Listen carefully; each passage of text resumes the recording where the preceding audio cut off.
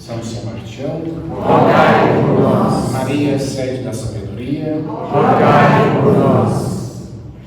Espírito Santo, podemos sentar. Os temas das nossas aulas, bem como associando cada aula com o professor, nós procuramos fazer um calendário sempre 6 meses antes de começar as aulas, né? Então, no final do ano passado, a comissão não, né? Os coordenadores, né? Os dirigentes do Centro de Santo Tomás de Aquino, reunidos junto comigo, nós fomos pensando cada tema e cada dia das aulas que seriam ministradas ao longo deste primeiro semestre, né? Estamos já preparando os temas do próximo semestre, e também começando a associar a eles os professores. Faço questão de dizer isso para nós sabermos que não é intencional essas aulas, né? Para provocar alguém, não. Nós temos um programa e vamos cumprindo esse programa, né? E normalmente nessas aulas, vale a pena ressaltar, a gente não tem tempo hábil para esgotar todo o assunto, né? A gente dá aquelas orientações mais básicas no intuito de que cada um de nós possamos fazer nosso dever de casa, correto? Ir às fontes, né? Aos livros, né? E assim a gente poder aprender. A gente vai lendo, a gente aprende muito mais do que só escutando, né? E já o ano passado, quando nós elegimos esse tema, eu falei, pode deixar que eu vou essa aula, né? Não porque sou esperto nesse tema, mas porque queria aprender também um pouco mais. E rapidamente procurei adquirir os livros. Nós temos bons livros, né? O Centro Dom Bosco tem um combo, vamos dizer assim, né? De 4 livros que poderá ser abordado sobre a maçonaria, né? Cardeal Leme, Católicos ao Combate, Cartas de 1916. Né? No final da aula, vocês poderão dar uma olhada nesses livros. Também do Centro Dom Bosco, As Infiltrações Maçônicas na Igreja, né? Já está na 2ª edição já, está vendendo bem. Depois temos a maçonaria e os jesuítas, né? De Dom Vital de Oliveira, né? E temos um outro calhamaço, um pouco mais gordinho, né? Contra a maçonaria em oposição à moral, à igreja e ao Estado, 1873, direitos sobre direito ou Estado sobre tudo, 1875, a questão religiosa do Brasil perante a Santa Sé, 1886, Macedo Costa, né? Também do Centro Dom Bosco. Tem um outro livro da editora Castela, de Monsenhor Henrique de Laços, A Conjuração Anticristã, né? Esse aqui está bem completo, né? Bem completo. São fontes, né, que a gente pode recorrer. Quando eu comprei o combo lá do Centro Dom Bosco, eles me mandaram de brinde Dom Vital, né? O Padre Luiz de Gonzaga, coleção Biografias, né? A vida de Dom Vital, né? E é importante porque Dom Vital, no Brasil, quem pôde ver os vídeos que a gente postou lá, né? Do Padre Paulo Ricardo, não sei se todos viram, né? Ele conta um pouco da história de Dom Vital, toda a perseguição que ele teve no Brasil em defesa da maçonaria, né? Contra a maçonaria, a defesa da igreja contra a maçonaria. Foi o primeiro bispo no Brasil aí para a cadeia, justamente porque se posicionou, levantou a voz contra a maçonaria. Naquele período, a ida do Brasil imperial, né? Mas não voltou atrás. Não voltou atrás, na verdade, que a igreja nos ensina. E na exposição também vou apresentar um pouco desse pequeno livrezinho novo. Livro sexto das sanções penais na igreja. Código de Direito Canônico, né? O Papa Francisco fez algumas alterações no livro sexto, Código de Direito Canônico, né? Essa é a parte de sanções e delitos. E aqui no Brasil, a CNBB encarregou um canonista muito conceituado e muito respeitado e muito amável também, né? É o bispo Dom José Francisco Falcão. Ele me deu, porque ele me deu autografado esse aqui. Ele faz os comentários deste livro, né? Desse livro sexto do Código de Direito Canônico. Nós vamos ver também um pouco sobre isso, né? Nosso tempo é limitado e Dom Adair fez com que ele ficasse mais limitado ainda, porque uma reunião online para mim participar às 8h30. Eu falei para ele, quando eu terminar eu vou. Então, vamos ver o que nós podemos tomar conhecimento. O nosso tempo ser limitado, e também não é a proposta das nossas aulas, né? Eu vou expor e não vou permitir que façam perguntas, senão eu não vou conseguir terminar em tempo hábil, né? E também não é para isso, né? A gente tem que suscitar justamente curiosidade, interesse, para que a gente possa aprender, tá bom?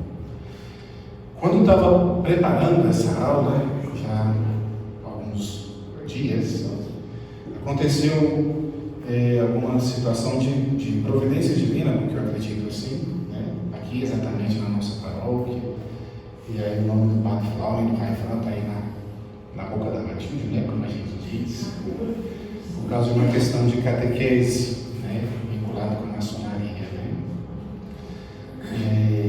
Os pais, as crianças chamei para conversar e explicando, né? A igreja jamais tem a pretensão de expulsar ninguém, né? A igreja quer levar a salvação a todos que acolherem a fé e a doutrina católica, né? A gente não obriga a salvação a ninguém, a gente, como Jesus Cristo, oferece. Se a pessoa quer, ela tem que aceitar a salvação que Jesus Cristo deixou, com os modos que ele nos ensinou, né? E que a igreja continua repassando esses ensinamentos.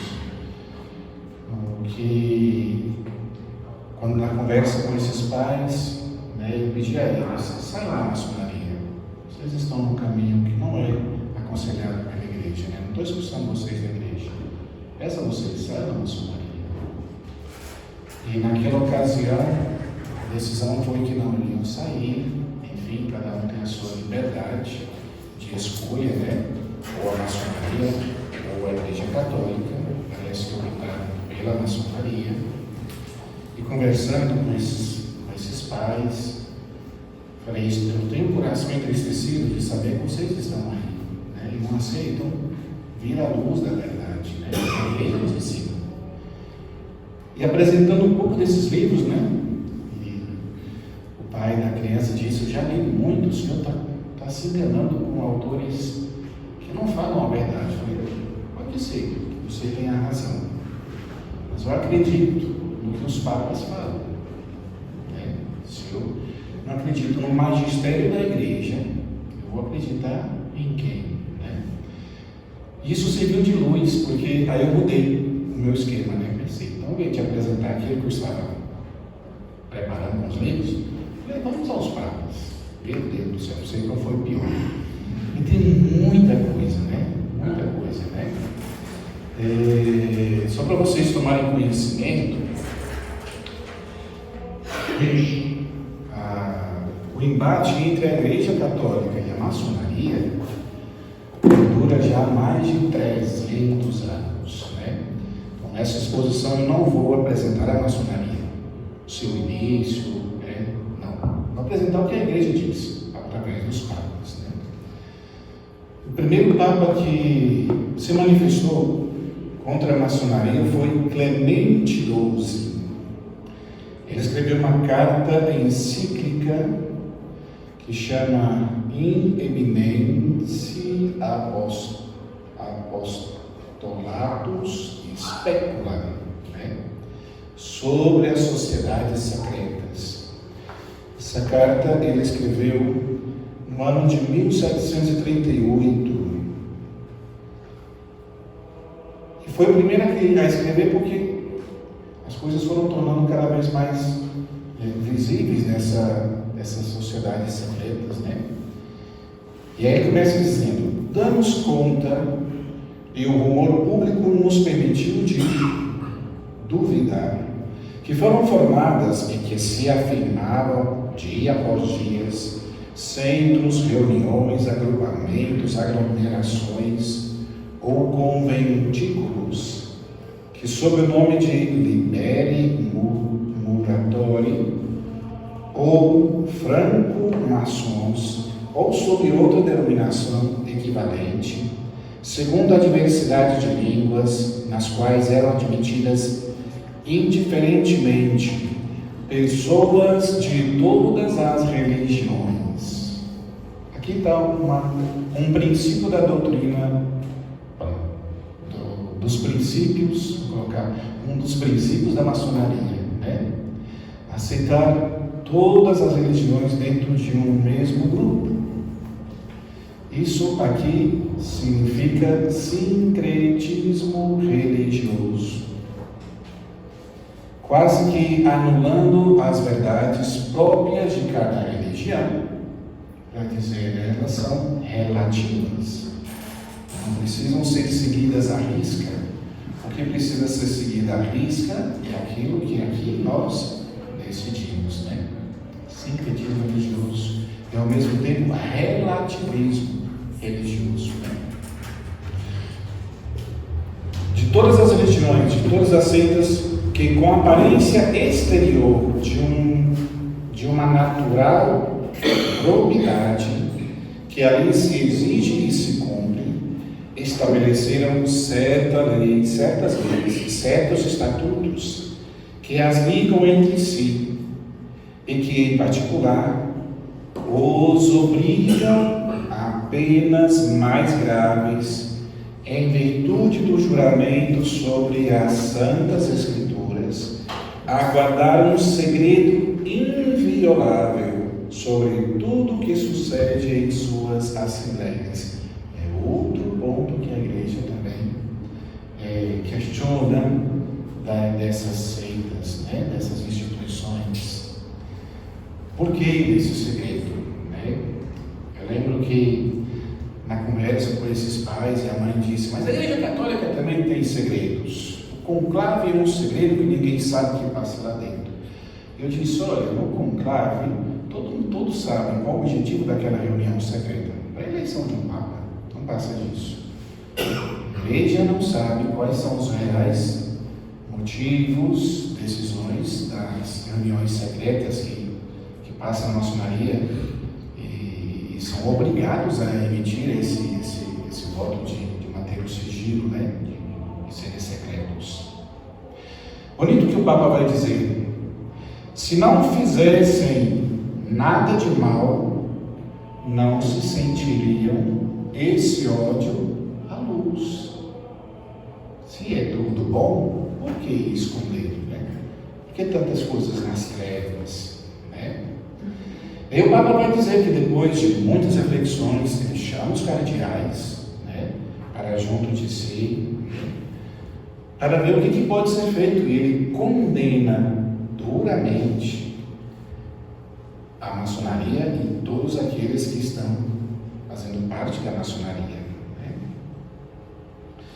Finalmente, querendo deter os avanços dessa previsão e proibir uma via que daria lugar a deixar-se ir impunemente a muitas iniquidades, e por várias outras razões de nós conhecidas, que são igualmente justas e razoáveis, depois de ter deliberado com os nossos veneráveis irmãos, os cardeais da Santa Igreja Romana, e pelo conselho seu, assim como por nossa própria iniciativa e conhecimento, e com toda a plenitude da nossa potência apostólica, resolvemos condenar e proibir, tal como condenamos e proibimos, os sobreditos centros, reuniões, agrupamentos, agregações ou conventículos francos maçons, ou qualquer nome que seja, com que se designe, por esta nossa presente Constituição, válida para a perpetuidade. Né? A palavra do Papa, né? E aí ele continua dizendo: por tudo referido, proibimos muito expressamente, em virtude da santa obediência, a todos os fiéis, sejam laicos ou clérigos, seculares ou regulares, compreendidos aqueles que devem ser muito especialmente nomeados de qualquer estado ou grau, condição, dignidade ou preeminência, que desfrutem quaisquer que fossem que entrem por qualquer causa, sob pretexto algum, em tais centros. Né? De mamana caducana, de uma ponta a outra, o Papa proíbe aos seus fiéis católicos a participarem desses centros, reuniões, acampamentos. Né? E olha só, nem facilitar, nem assistir ou facilitar as suas assembleias, nem prestar-lhes ajuda ou favores públicos ou privados, nem operar direto ou indiretamente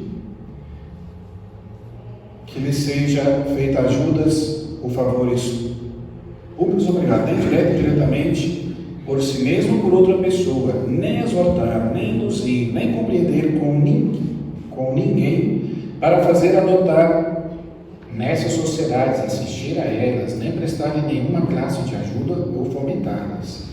E ordenamos, pelo contrário, aqueles que lá estão, absterem-se completamente dessas associações ou assembleias, sob a pena de excomunhão, na que incorrerão infratores que mencionamos, pelo simples fato e sem outra declaração, de cuja excomunhão não poderão ser absolvidos mais que por nós, ou pelo soberano pontífice, então reinante, que não seja em artículos mortis, a não ser que seja em artículos mortis, né? Ou seja, se está em perigo de morte, aí sim poderá ser absolvido da excomunhão, caso contrário, somente pelo Papa.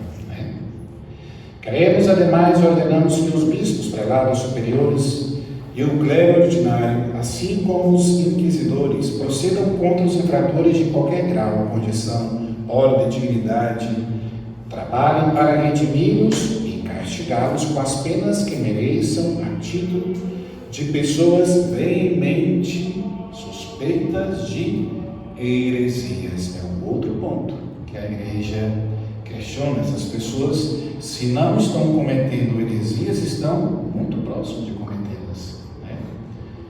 O cuidado que a Igreja tem, não em causar afronta contra a maçonaria, mas preservar os seus filhos para que aí não participem. Né? No vídeo, não sei se você viu o vídeo do padre Paulo Ricardo, né? E aí tem um momento que ele fala, aliás, desculpa, Paulo Ricardo não, pergunta para Dom Henrique Soares sobre a maçonaria, né? Um videozinho no YouTube, né? Ele fala: olha, uma mãe, aquele jeito nordestino de falar, né? Não concordaria que seu filho estivesse em uma reunião que ela não sabe o que se passa ali dentro. Ela deveria, pelo cuidado de mãe, de permitir que seus filhos ali estivessem. Da mesma forma, a Igreja, que é mãe, não quer que seus filhos estejam em reuniões onde ela mesma não sabe o que ali se passa. É cuidado da Igreja para com seus filhos. Esse texto foi o mais difícil que tive para poder identificar, né? Tem ele no site do Vaticano, somente em italiano, né? Eu fiz questão de ir traduzindo e com a ajuda do Google Tradutor, né? Se fosse espanhol, seria fácil, o italiano não vai muito bem. E aí consegui depois disponibilizar para que a gente possa também ter dentro dos nossos arquivos, né? Depois eu vou passar para vocês terem esse acesso, certo? E sabe como é que eu descobri esse texto? Porque ele no original é muito antigo, né? A gente só encontra ele porque outros papas depois de Clemente XII, cita o Clemente XII e cita na íntegra o texto de Clemente XII. Né? Por isso eu fiz questão da gente ler bastante. Né? Que aí depois de Clemente XII, nós vamos ter uma bula do Sumo Pontífice Bento XIV. O nome da bula é Providas Romanorum. Né? Por que ele faz isso? Ele estava tranquilo, exercendo lá o pontificado dele. As pessoas começam a perguntar: e aí, está válida ainda a normativa canônica, né? A pena canônica de excomunhão para as pessoas que estão na maçonaria? E o Papa falou: mas desde quando, com a morte de um Papa, a lei morre com ele? A lei permanece. A lei só muda quando é promulgada outra lei que vai abolir a lei anterior. Né? Entraram aí vários presidentes no Brasil, a Constituição continua a mesma, né? Não é porque lá no passado o presidente que estava lá fez a Constituição, com o novo presidente não vale mais as leis. Não, assim não. A igreja também é assim. Né? E aí ele fica meio nervoso, né? E estão insistindo tanto? Peraí. Aí ele fala: de fato, Clemente XII, nosso predecessor de feliz memória, com a sua carta apostólica, que acabei de apresentar a vocês, né? Proibiu algumas sociedades, sindicatos, reuniões, conventículos ou agregações chamadas de maçons ou de francos maçons ou outros nomes conhecidos, que já era difundida em certos países na época em que agora estão aumentando cada vez mais. E ele escreveu essa bula em 1751, né? 18 de março de 1751. E está aumentando mais. O Papa Clemente XII fez para ver se diminuiu, porque está aumentando. Ele proibiu todos os cristãos individuais de tentar ou ousar entrar em tais sociedades, propagar ou dar-lhes favor ou abrigos, escondê-los, subscrevê-los, participar, intervir nelas e mais, como está contido na mesma carta, de forma mais ampla. Aqui está o texto. Aí parece que o texto foi da onde eu tirei, é da onde a gente tem acesso ao texto de Clemente XII. Papa Bento XVI cita ali, Bento XIV cita literalmente o texto central da condenação, né, que cita por escrito. E aí ele continua dizendo: mas como apelo que me foi dito, alguns não tiveram dificuldade em afirmar e divulgar publicamente que a referida pena de excomunhão imposta por nosso antecessor não é mais eficaz, porque a Constituição relativa não foi confirmada por nós. Olha aqui, como é que ele vai dizer? Como se fosse necessário uma condenação do predecessor ser confirmada pelo sucessor. E tendo-nos sido sugerido por algumas pessoas piedosas e tementes a Deus, que seria muito útil eliminar todos os subterfúgios de caluniadores e declarar a uniformidade da nossa alma com a intenção da vontade do nosso predecessor, acrescentando à sua Constituição um novo voto de nossa confirmação, ou seja, tudo o que o seu predecessor escreveu, Papa Clemente XII, ele confirma, literalmente. Né? Nós, certamente, até agora, quando gentilmente condenamos a absolução da excomunhão incorrida, muitas vezes antes e principalmente no passado do jubileu, há muitos fiéis verdadeiramente arrependidos e entristecidos por terem transgredido as leis da mesma Constituição e que asseguraram desde o coração que eles se afastariam completamente das sociedades, né? Ou seja, pelo ano jubilar foi dado perdão daqueles que se afastaram. Né? No entanto, ele continua dizendo, para que não se possa dizer que omitimos imprudentemente, porque as pessoas pensam: não, ele está absorvendo, então não vai falar mais nada, não. Pelo contrário. Para facilmente eliminar os pretextos de calúnias mentirosas e calar a boca, tendo ouvido primeiro o conselho, ele faz a mesma coisa aqui, é bonita a uniformidade da nossa igreja, né? Clemente XII chama os cardeais, escuta o conselho de muitas pessoas e define. Da mesma forma, faz Bento XIV.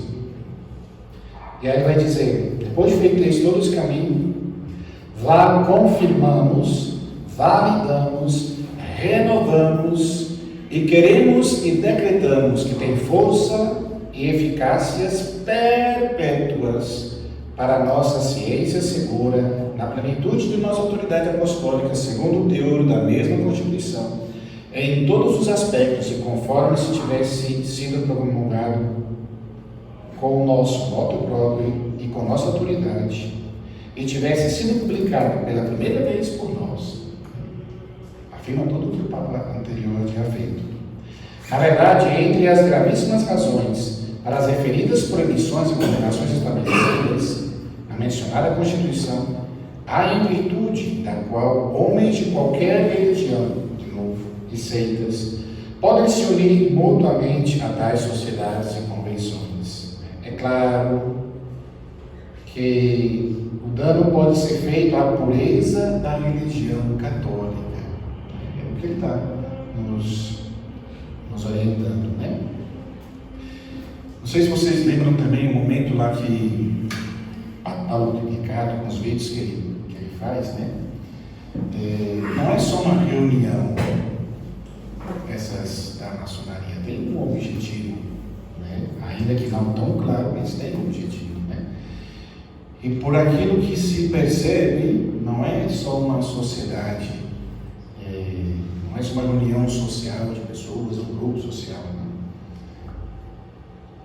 Padre Paulo Ricardo chegou ao ponto de dizer, olha, é um tipo de religião, de espiritualidade. Aí ele fala, é um tipo de história. Achei bonito, interessante falar isso, né? Tem pé de pato, pena de pato, bico de pato, faz quá-quá, mas ninguém pode falar que é pato. Lá tem doutrina, lá tem ensinamento de doutrina, lá tem templo, lá tem uma hierarquia, entre eles, alguns se chama até de diáconos, mas não pode dizer que é religião, né? A segunda razão, vai dizer o Papa, é a estrita e impenetrável promessa de segredo, em virtude da qual se oculta o que se faz nessas reuniões, a qual se aplica a sentença. A terceira, o segundo motivo, é esse segredo aí, danado, né?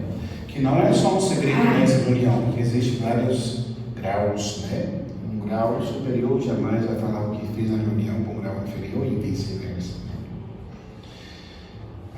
A terceira razão é o juramento com o qual se compromete a observar inviolavelmente esse segredo, como se fosse ilícito a alguém, questionado pelo poder legítimo, com a desculpa de que alguma promessa ou juramento fugir à obrigação de confessar tudo o que se pede, a saber, se em tais conventos se faz algo contrário à estabilidade das leis da religião pública, não se pode falar. A quarta razão é que essa sociedade se opõe às sanções civis, naquele momento que estavam sendo os primórdios dessas sociedades. Também essas coisas, mesmo individualmente, não são aprovadas e confirmadas por nós, mas recomendadas e ordenadas aos superiores eclesiásticos. Mas nós mesmos, por dívida da solicitude apostólica, com esta presente carta, invocamos e com profundo afeto pedimos a ajuda aos príncipes católicos para que façam com que essa carta chegue a verdadeiros conhecimento de todos. Né? E o Papa chega ao ponto de dizer que até os escrivãos civis possam replicar essa carta, imagino na época não tinha tanta facilidade como hoje, e com o próprio selo deles pudesse dar fé pública do que o Papa escreveu. Condena mais uma vez, né? O segundo Papa que condena a maçonaria, né? Depois tem o outro, Pio VII. E ele escreve a bula Ecclesiam a Jesu, do Sumo Pontífice Paulo Pio VII. E ele faz novamente a mesma linha de análise e de confirmação do que os papas fizeram. A igreja fundada por nosso Senhor Jesus Cristo, foi assaltada tantas vezes e por tantos inimigos temíveis, que essa promessa divina não se interrompisse no caminho. Pode faltar, haveria medo de que pudesse sucumbir, contornando pela força e pelos vícios ou pela astúcia. Com efeito, o que aconteceu noutros tempos repete-se também no tempo do Papa Pio VII. Também está sofrendo aí as perseguições e o aumento do número das sociedades secretas dos católicos se enfiando lá dentro, né? Só que o Papa Pio VII ele é um pouco mais pesado nas suas argumentações, acredito também por causa das grandes provocações e perseguições que estava passando naquele tempo, né? Ele chega ao ponto de dizer, de fato, ninguém ignora quantos vilões nestes tempos difíceis se uniram contra o Senhor e contra Jesus Cristo, seu Filho. Procuram, sobretudo, subverter a própria igreja, enganando os fiéis, com uma filosofia vã e falaciosa, sobretraindo-os da doutrina da igreja, para atingir esse objetivo com mais facilidade. Muitos deles organizam em conferências ocultas, seitas clandestinas, com as quais esperavam no futuro arrastar mais facilmente numerosos indivíduos para serem cúmplices de suas conspirações e de suas iniquidades. Para algum tempo, essa Santa Sé, tendo descoberto tais seitas, levantou alarme contra elas com voz alta e livre e revelou suas conspirações contra a própria igreja. No entanto, é lamentável que o empenho da Santa Sé não tenha correspondido ao resultado que se pretendia, né? Porque nós já vimos a história de 2 papas e não conseguiu muito êxito, né? A esta altura é necessário recordar uma sociedade recém-nascida, um outro ramo da maçonaria, que se espalhou amplamente na Itália e em outras regiões. Embora esteja dividida em numerosas seitas e embora assuma às vezes nomes diferentes e distintos, devido à sua vaidade. E, no entanto, é um fato na comunhão das doutrinas e crimes e no pacto estabelecido, chamada de Carbonari. Foi a vertente na Itália mais dura que teve a Igreja Católica contra essa estrutura da maçonaria, né? Chegaram a perseguir literalmente os católicos. O Papa mesmo vai deixar claro a atitude deles, né? Não menos perversas são as regras de condutas que a sociedade carbonária ensina, embora se orgulhe descaradamente de exigir de seus seguidores que cultivem e pratiquem a caridade e todas as outras virtudes, e que se abstenham escrupulosamente de qualquer vício. Por isso, favorece descaradamente e ensina que é permitido matar aqueles que não respeitam o juramento de guardar segredo, né? Ensina ainda e sujeitem-se em nome de Deus a toda criatura humana ou rei como os chefes enviados a eles, né? Seja quem for, se não obedece às suas doutrinas, pode matar.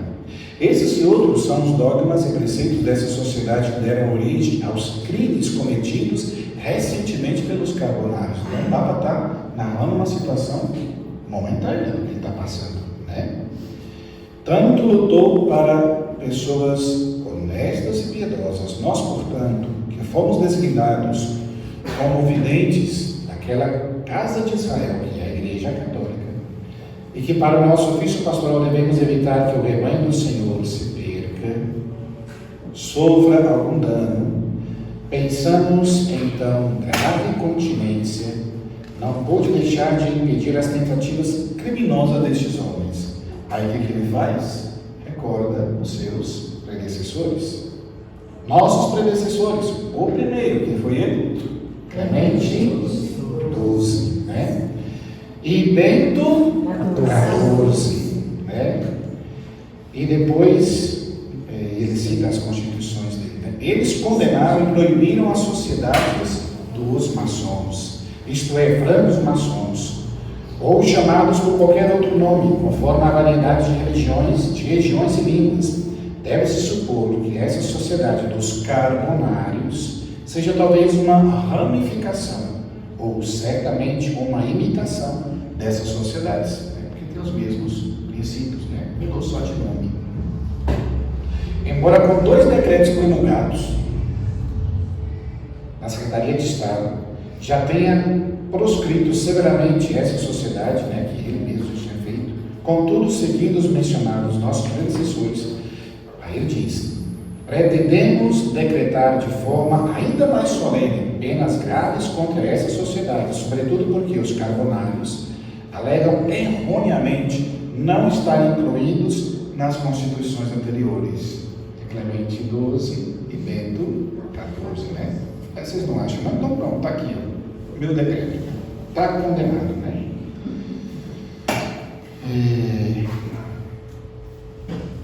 Depois dele, tem outro Papa, Leão XII, né? Desculpa, Pio VII está no ano de 1821, foi quando ele escreveu essa bula, né? Leão XII, o sumo pontífice Leão XII. O nome da bula é Quo Graviora. Aí ele já começa, olha que bonito, né? Ele não perde tempo, não. De fato, assim, Clemente XII, né, o primeiro a escrever, né, nosso predecessor, percebeu que dia a dia a seita dos maçons se fortalecia, adquiria consistência e que, por muitas razões válidas, ele já havia considerado não apenas suspeito, mas também inimigo implacável da Igreja Católica. Ele a condenou com a Constituição. O que ele faz? Põe a Constituição de Clemente XII dentro da Constituição dele. Clemente XII, aí ele cita, depois Bento XIV. Coloca a Constituição de Bento XIV, né? E ele não acha pouco, coloca na Constituição dele a Constituição de Pio VII, né? Disso se originam as chamadas da rebelião que há muito eram acesas na Europa por seitas clandestinas, apesar das vitórias mais notáveis relatadas pelos muitos poderosos príncipes da Europa, que esperavam reprimir-nos as tentativas nefastas das seitas que ainda não terminaram.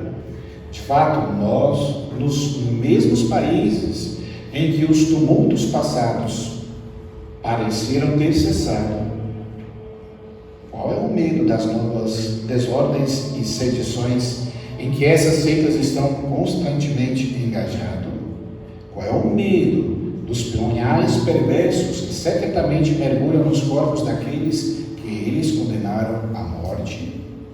Quantas medidas severas, não poucas vezes, foram obrigadas a adotar a contragosto aqueles que mandaram defender a tranquilidade pública? Ele está relatando, né? Daí as calamidades atrozes que afligem a igreja em quase toda parte e que não podemos recordar sem dor, aliás, sem angústia. Seus mais sagrados dogmas e ensinamentos são desavergonhadamente contestados. Sua dignidade é humilhada.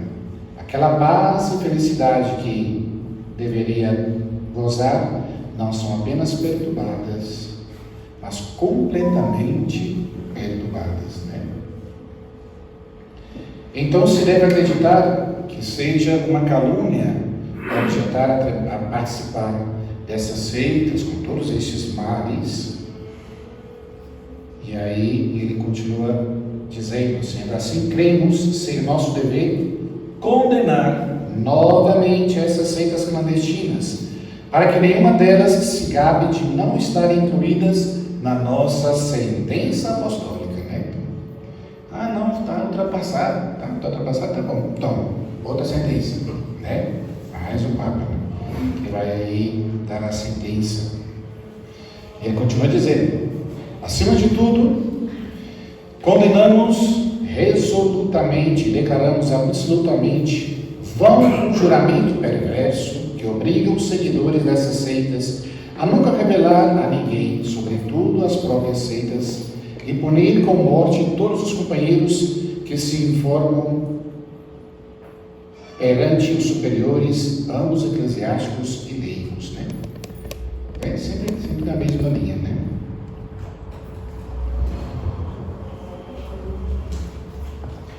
Depois ele faz uma exortação a todos os católicos, a todos vós, queridos filhos, que professam a religião católica, dirigimos com nossa oração exortativa. Evite cuidadosamente que se chamam as trevas de luz. E aqui a gente entende o que o Papa está querendo dizer, né? As reuniões secretas, não aceita que isso são chamadas de luz, né? Evite cuidadosamente os homens que chamam as trevas de luz de fato, que benefício real você poderia obter do consórcio com homens que não acreditam ter contra Deus, ou de todos os poderes mais elevados, né?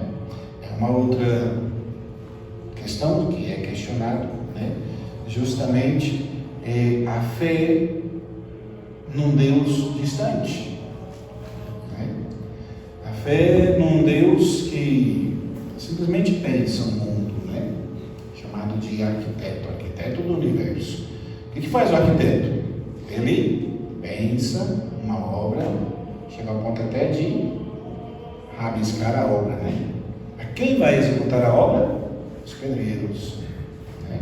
Eles são responsáveis pela obra, né? Para fazer a obra tomar existência e manutenção dessa obra, né? Não é a linha do ensinamento da doutrina da Igreja Católica, né? Na homilia de hoje eu dava pistas, né, nesse sentido, né? Jesus Cristo, nosso Deus, não é um Deus que fez esse mundo e deixou o mundo jogado ao caos. Não. Nosso Deus intervém constantemente para cuidar desse mundo. Se deixar só na mão dos homens, esse mundo já não existia mais. Ele existe por obra da ação divina de Deus. A sua providência, a sua misericórdia, é isso que nós acreditamos, né? O homem pelo homem só é capaz de muitas coisas, mas não sozinho. Quer dizer, Jesus Cristo, né, como diz na homilia, sem mim nada podeis fazer, né? Aí o Papa termina, finalmente, com profundo amor, clamamos nós, aqueles que depois de terem recebido a luz e provado o dom celestial e se tornado participantes do Espírito Santo, que saiam dessas seitas, sejam elas nos graus inferiores ou superiores. De fato, substituindo aquele que declarou não ter vindo para chamar os justos, mas os pecadores. Então, aceita humildemente o seu caminho de pecado e volte, né?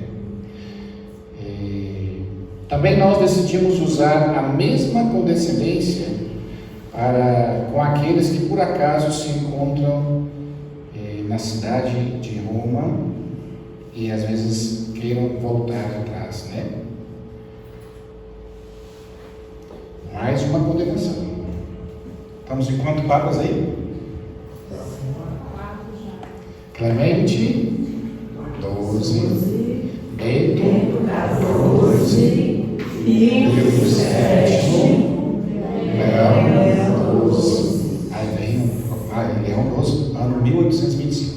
Aí vem outro Papa, Pio IX, com a encíclica Qui Pluribus. Já se passaram muitos anos, vai dizer o Papa, né? Que juntamente com nossos irmãos veneráveis, quais são eles, esses que citamos, né? Sobrecarregados de tantas preocupações em pastorear nas montanhas, nos rios, nas pastagens férteis, confiadas aos cuidados, né, dos papas. Repentinamente, além de tudo, nossa provisão, fomos levados pelo conselho, sem maior perturbação e trepidação da nossa alma, de fato, se o peso do mistério apostólico fosse corretamente considerado muito grave e perigoso, é muito mais terrível nestes tempos tão difíceis da sociedade cristã. Novamente, o Papa Pio IX descrevendo a situação, que se os outros foi difícil, está dizendo, agora também está mais difícil, né? Nós conhecemos bem nossa fraqueza em considerar os gravíssimos ofícios do Supremo Apostolado, né? Sobretudo no meio de tantas vicissitudes, abandonando a tristeza e as lágrimas, se não confiássemos em Deus, que é nossa salvação, que nunca abandona quem nele deposita a sua esperança, e quem, para manifestar a virtude do seu poder para governar a igreja, muitas vezes escolhe quem é fraco, para que cada vez mais todos saibam que só a igreja é governada e definida por admirável providência, né? Bonita a humildade dele, né? Reconhece a sua limitação, mas não perde a confiança em Deus, né? Vendo tudo aquilo que estava acontecendo.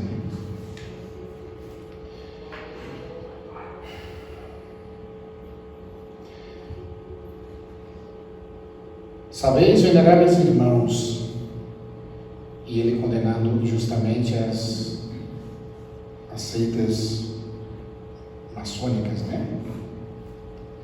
Nenhum de vós ignora quão amarga e terrível guerra em nossa época os homens travavam contra a Igreja Católica em ímpia união, adversários da sã doutrina, desdanhosos da verdade, querendo arrancar das trevas todo monstro de opiniões, e com todas as forças para acumular, divulgar e disseminar erros entre o povo. Certamente com horror e amarga dor, olhemos para trás em todas as monstruosidades errôneas e artes nocivas e armadilhas com que esses odiadores da luz,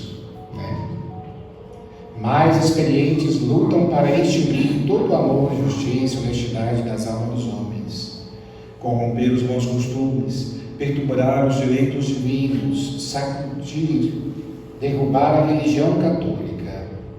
Ele está diagnosticando a situação presente que ele está passando, né? Assim não vamos. Contra tal delírio, podemos reiterar a palavra de Tertuliano, censurou os filósofos da sua época, que fizeram o cristianismo estoico ou platônico ou dialético. E certamente com a nossa santíssima religião não é fruto da razão humana, mas foi manifestada de maneira mais clemente por Deus aos homens. Todos compreendem facilmente que da autoridade do próprio Deus ela adquire sua força, nem a razão humana pode modificá-la ou aperfeiçoá-la, somente o próprio Deus, né? Antes, pertence à razão humana buscar com toda diligência o fato da revelação, para que não sejam enganados e erra em coisa tão importante. E ele continua. Nós, portanto, que pelo inescrutável juízo de Deus somos colocados na cátedra da verdade, excitamos grandemente a vossa misericórdia no Senhor, para com toda preocupação e com todo estudo diligente, amoeste e exorta os fiéis confiados ao nosso cuidado, para que, aderindo firmemente a esses princípios, Nunca se deixe enganar por aqueles, sobre as espécies do progresso humano, mas com a intenção abominável, querer destruir a fé e submetê-las perversamente à razão, e adulterar a palavra do Senhor, com grande insulto ao próprio Deus, que por meio da sua religião celestial, com tanta clemência, providenciou bem e saúde a todos. Faz a mesma linha que os outros papas, né? Nossos predecessores com as suas cartas, né? Aí cita Clemente XII, Bento XIV, Pio VII, Leão XII, né? Tudo aquilo que eles já tinham escrito, né? E ele confirma tudo aquilo que já foi doutrina da nossa igreja. É a mesma linha.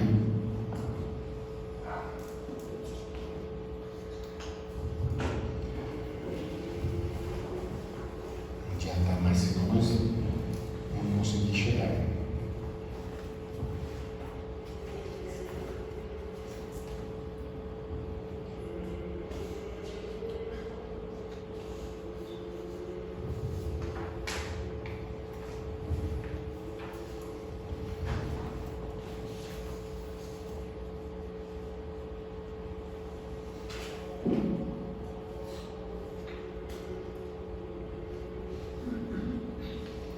E aqui nós estamos em 1846.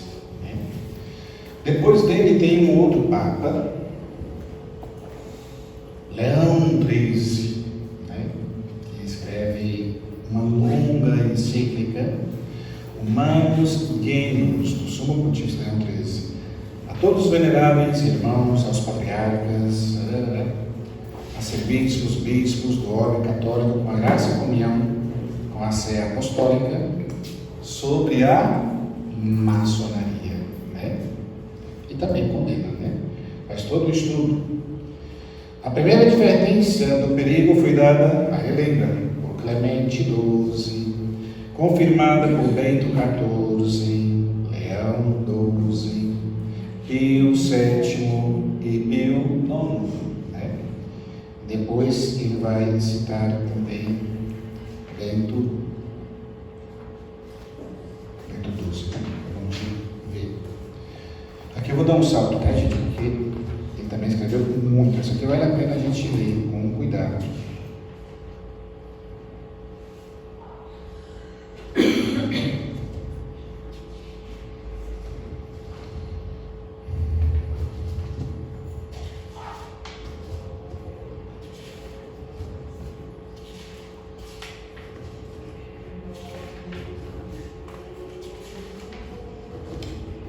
Muito bem, muita coisa. Vocês viram, né? Muita folha. Estamos em 1844, Papa Leão XII, né? Em 1917 foi promulgado o primeiro Código de Direito Canônico da Igreja Católica, que resumia todas as leis da Igreja, né? É chamado Código Pio Beneditino. Foi feito entre o entre o governo do Papa Pio e Papa Bento, ele chama Pio Beneditino. E lá nesse cânon, lá tem um cânon 2335, que diz claramente: titulares de nomes de seitas maçônicas e outras associações do mesmo tipo, que conspiram contra a Igreja ou poderes civis legítimos, contratam pelo próprio nome o ato de excomunhão, reservado simplesmente à sé apostólica, né? Confirma tudo o que já tinha sido falado nos papas anteriores, né?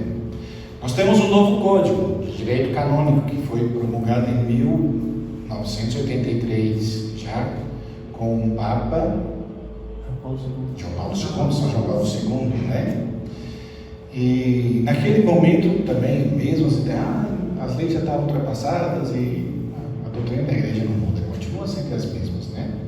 A única coisa que fez foi retirar da excomunhão, mas não deixou de ser um delito a ser punido com pena justa, diz o cânon 1374. Quem se inscreve em uma associação que conspira contra a Igreja seja punido com penas justas. Quem promove ou dirige essas associações seja punido com interdito. Interdito é ser privado de uma ou outra graça dentro da Igreja, né? Pelo fato de ter tirado a excomunhão, naquele período o pessoal pensou, não, então a Igreja está aprovando a maçonaria, né? Acabou abrindo de anos com a maçonaria, pelo contrário. Naquela época tinha um amigo do Papa Bento XVI que estava à frente da Sagrada Congregação da Doutrina da Fé.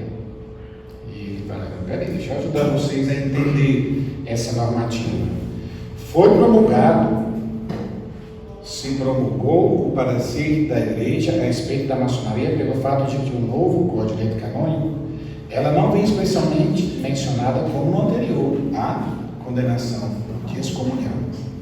Essa Sagrada Congregação quer responder que tal circunstância é devida a um critério redacional, porque percebeu-se que designar a condenação apenas à maçonaria poderia deixar fora outras ramas da maçonaria que têm outros nomes, mas que têm as mesmas finalidades, os mesmos princípios, né? Aí fala, por causa disso, para abranger mais.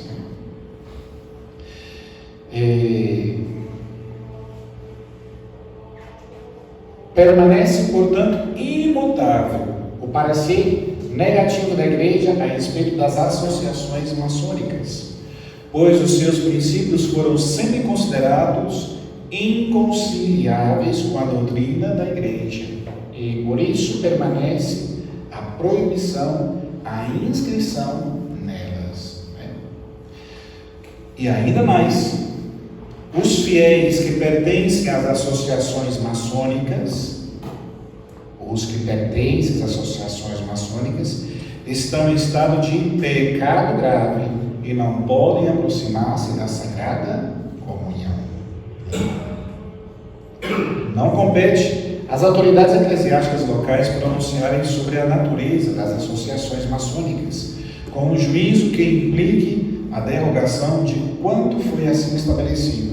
Isso segundo a mente da Sagrada Congregação da Doutrina da Fé. Ou seja, nenhum outro bispo de nenhuma outra diocese pode atuar contra essa normativa que deu a Sagrada Congregação da Doutrina da Fé, no dia 17 de fevereiro de 1981. E ela foi o Sumo Pontífice São João Paulo II, durante a audiência concedida ao subscrito cardeal prefeito, o Ratzinger, né? Ele, São João Paulo II, aprovou a presente declaração, decidida na reunião ordinária dessa Sagrada Congregação, e ordenou a sua publicação. Então, São João Paulo II ordenou a publicação, né? Quem fez a nota foi Ratzinger, que substituiu, então, mais um Papa que mantém a mesma linha doutrinária da Igreja sobre a maçonaria, né? E o Papa Francisco?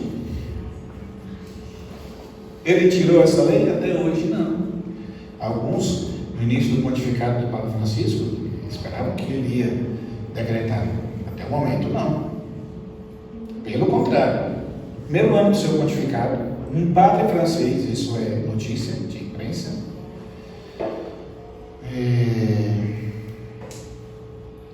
padre Vence, ele foi até Roma, porque ele foi descoberto pelo seu bispo que ele estava inscrito na maçonaria, e o bispo tirou ele do ofício de padre, né? Ele foi lá poder tomar ajuda. O que o Papa fez? Não recebeu. Então demonstra que o Papa Francisco segue a mesma linha da Igreja de anos e anos e anos, né? No discurso, na viagem que o Papa Francisco fez em 2015, exatamente no dia 21 de junho, ele foi a uma viagem em Turim, na Itália, no encontro com jovens. Aí tem um momento que ele encontra com jovens da família salesiana, e olha o que ele diz: Nesta terra, e disse também a família salesiana, em finais do século XIX, a juventude crescia nas piores condições. Quais são elas? A maçonaria, que estava no seu auge. Até a igreja nada podia fazer. Havia o anticlericalismo e o satanismo. Era um dos momentos mais obscuros e um dos lugares mais tristes da história na Itália. Mas se quiserdes fazer um bom dever de casa, diz o Papa Francisco, e de procurar os santos e santas que nasceram naquele tempo. Por quê? Porque se perceberam que tinham que lutar contra aquela cultura, aquele modo de viver. E aqui ele cita a maçonaria. Né? Meus queridos filhos, eu tive que acelerar muito, porque também nosso tempo já está se esgotando, né? Mas era o que eu queria trazer para vocês, tá bom? Vamos buscar tomar mais conhecimento, né?